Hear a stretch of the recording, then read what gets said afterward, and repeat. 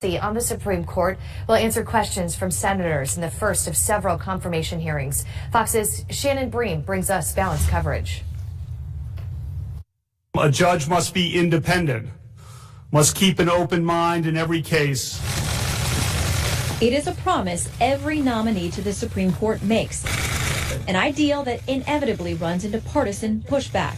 We have a lot of issues about presidential power. Because he has weighed in on these issues, has a profound burden to show that he will serve as a fair and independent check on the president. Tonight, Trump introduced Kavanaugh.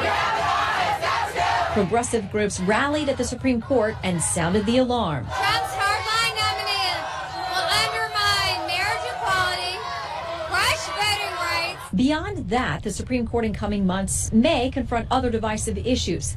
Whether a 40-foot Latin cross honoring World War I veterans violates the prohibition of government endorsement of religion. Whether bans on plastic guns made from a 3D printer violate the Second Amendment. Regulations on surrogate pregnancy and for Medicaid funds used for abortion.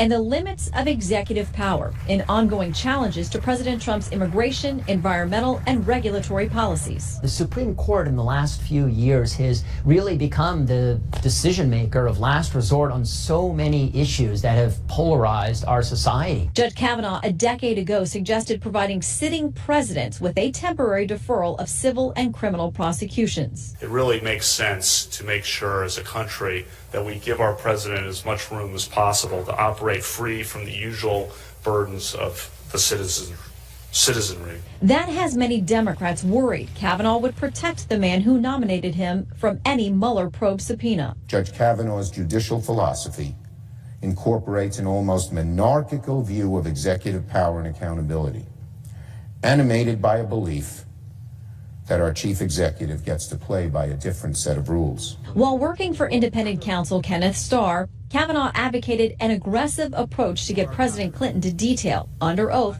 the extent of his relationship with intern Monica Lewinsky. The man who recruited Kavanaugh now admits the judge's views may have evolved on how far the current special counsel regulations can be applied. What he's suggesting is Congress take a look at this and consider whether to essentially have a postponement or a timeout. It's a perfectly reasonable position, but he's speaking as a thoughtful observer and not as a judge.